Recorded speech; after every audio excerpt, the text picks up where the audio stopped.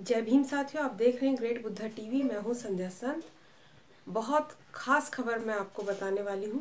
अभी कुछ ही घंटे पहले सोशल मीडिया पर एक वीडियो वायरल हुआ है जिसमें प्रधानमंत्री नरेंद्र मोदी जी कुंभ में कार्यरत सफाई कर्मियों के पैर धोते हुए नजर आ रहे हैं।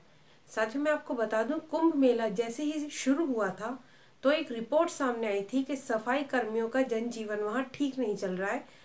उनके पास प्रॉपर सर्दी से बचने के लिए कपड़े नहीं है, कंबल इत्यादि वो सब नहीं है।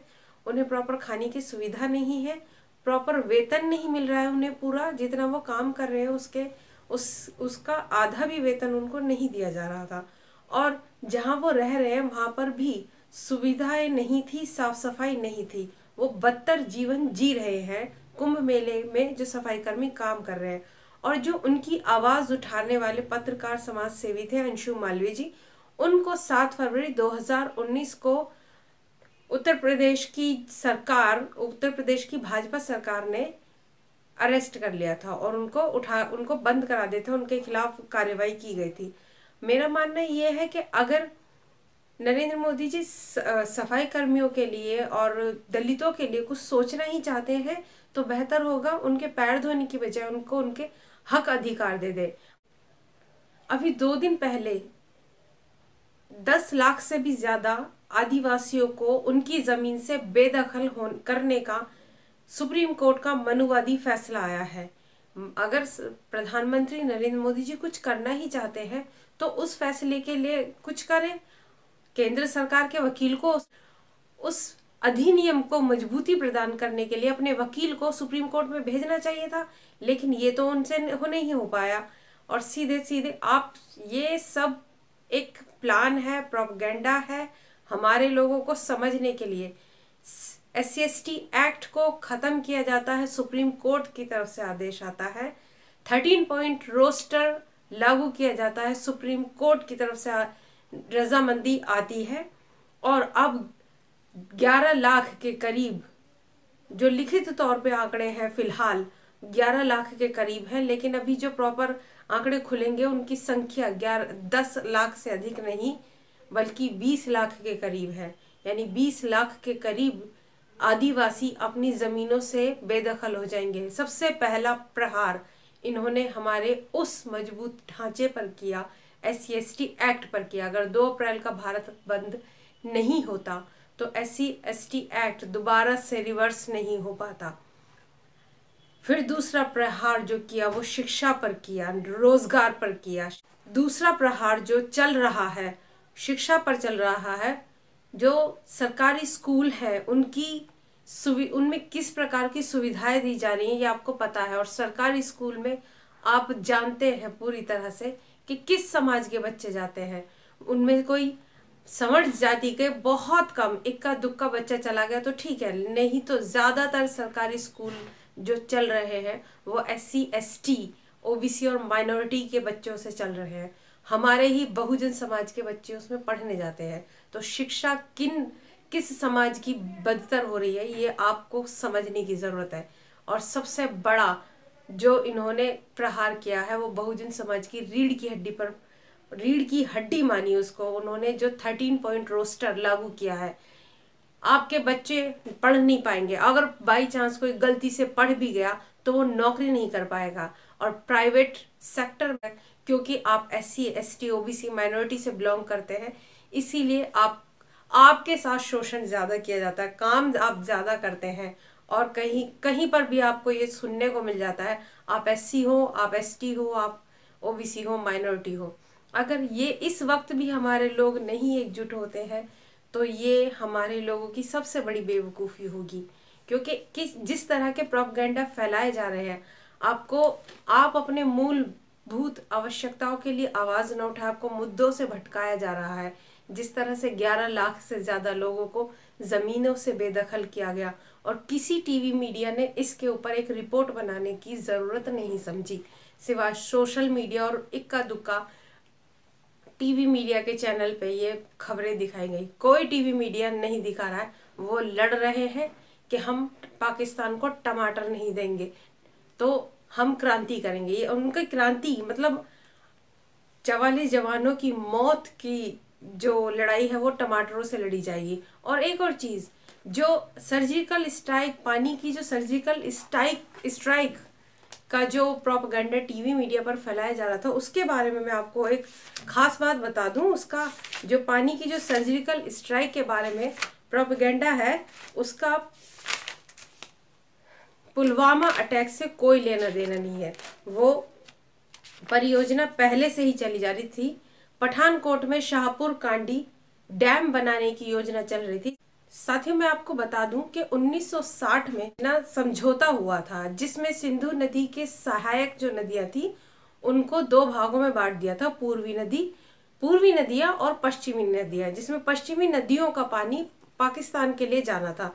पूर्वी नदियों में जो आने वाली नदियां हैं वो सतलज, व्यास और रावी हैं, और जो पश्चिमी नदियां हैं वो है सिंधु,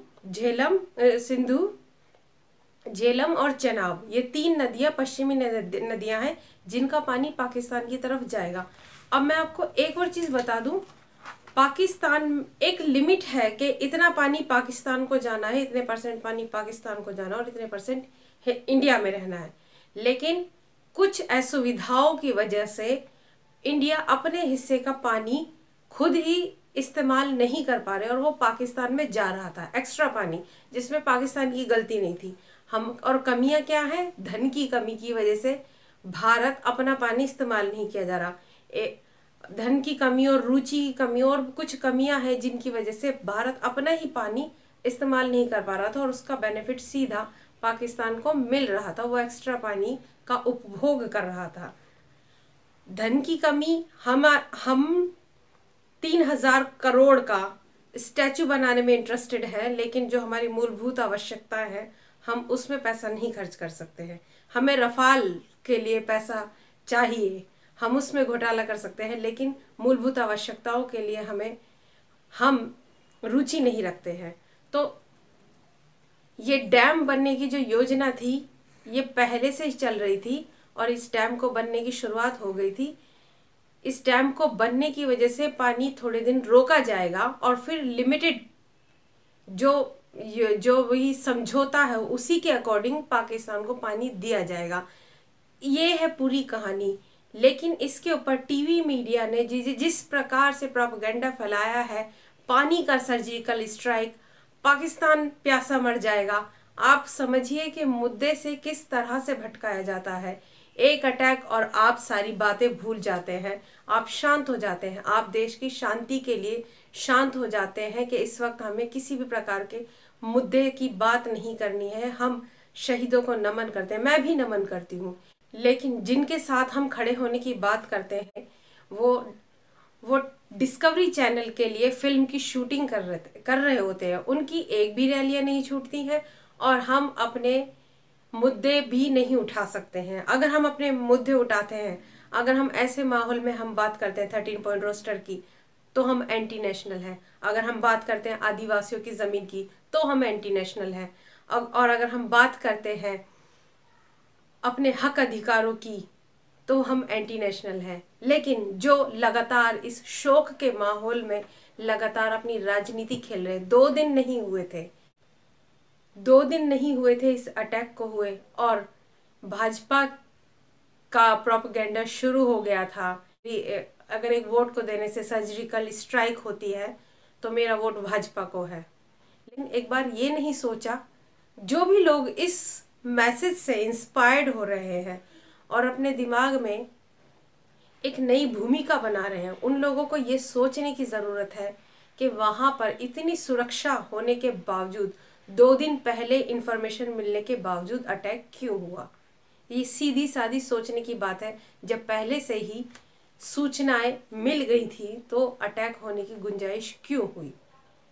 2 दिन भी नहीं हुए थे और प्रोपेगेंडा शुरू हो गया था। तो ये हम लोगों को सोचना पड़ेगा कि जिन लोगों के साथ हम खड़े होने की बात करते हैं कि हम सरकार के साथ खड़े हैं, लेकिन सरकार क्या उन लोगों के साथ खड़ी है जो शहीदों के परिवारों के साथ खड़ी है। शहीदों की श्रद्धांजलि के समय पे भाजपा के नेता हंसते नजर आए हैं। जिस दिन ये हमला होता है उस दिन भाजपा के नेता नाचते कूदते नजर आए हैं। तो ये किस प्रकार का शोक मना रहे हैं। और एक और खास बात, देश में इस तरह का इतना अशांति फैली हुई है और ऐसे समय में किसी भी देश से या किसी भी प्रकार का शांति पुरस्कार लेना कहाँ तक सही है। अगर ये काम किसी और पार्टी के राजनीतिक नेता ने किया होता तो शायद भाजपा के लोग अब तक धरने पर बैठ गए होते और कुछ महिला नेता जो भाजपा की हैं वो अपना सिर मुंडवाने की या कुछ और बातें कर चुकी होती। मगर अब ये काम वे खुद कर रहे हैं। ये एक प्रोपेगेंडा है। खास तौर पर बहुजनों को समझने के लिए जरूरत है, क्योंकि जो आबादी में ज्यादा है उसी की हिस्सेदारी ज्यादा है। आप लोगों की शिक्षा पर प्रहार किया गया, आप लोगों की नौकरियों पर प्रहार किया गया और अब आप लोगों की जमीनों पर प्रहार किया गया। आपकी जमीनें छीनी जा रही हैं। अगर आप लोग अभी भी एकजुट नहीं होते तो एक बहुत बड़ी साजिश के तहत आप बेवकूफ बन रहे हैं और आप लोगों के सारे अधिकार छीन लिए जाएंगे।